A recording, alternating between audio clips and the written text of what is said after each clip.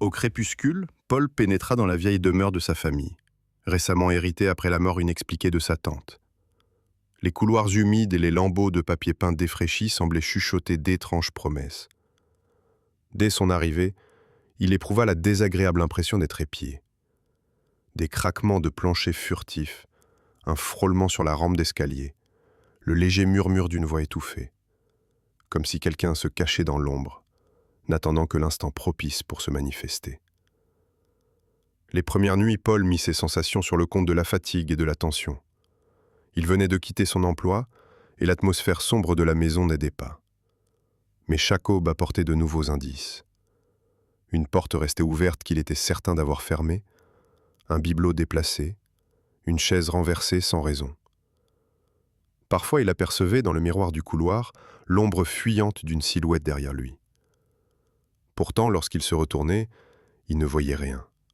Rien si ce n'est ce reflet, légèrement décalé, comme un fantôme de lui-même se dérobant à son regard. Déterminé à percer le mystère, il décida de rester éveillé toute une nuit.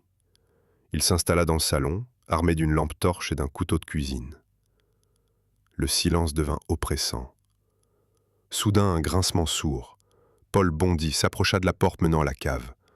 L'air était glacial, sentant la terre humide. Son cœur s'emballa lorsqu'il distingua une forme tapie au fond, comme un animal aux aguets.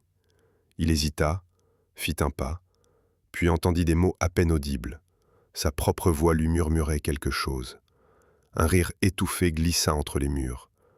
Alors la vérité le frappa.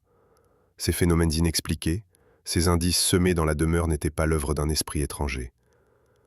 Il tourna lentement sa lampe vers un miroir fêlé. Il vit son visage, affaissé, les traits tordus par la peur. Mais un second visage, presque le sien, semblait en émerger, comme une copie altérée. Paul comprit avec effroi qu'il était à la fois la victime et le bourreau. Ses mains qui déplaçaient les objets durant ses absences, sa voix qui résonnait dans la nuit, c'était lui. Une deuxième personnalité, cachée dans les recoins sombres de son esprit, avait pris le contrôle pour terroriser sa moitié innocente. Cette révélation glaça son sang. Il n'y avait aucun fantôme, juste une part de lui-même, affamée de chaos, qui s'agitait dans l'obscurité.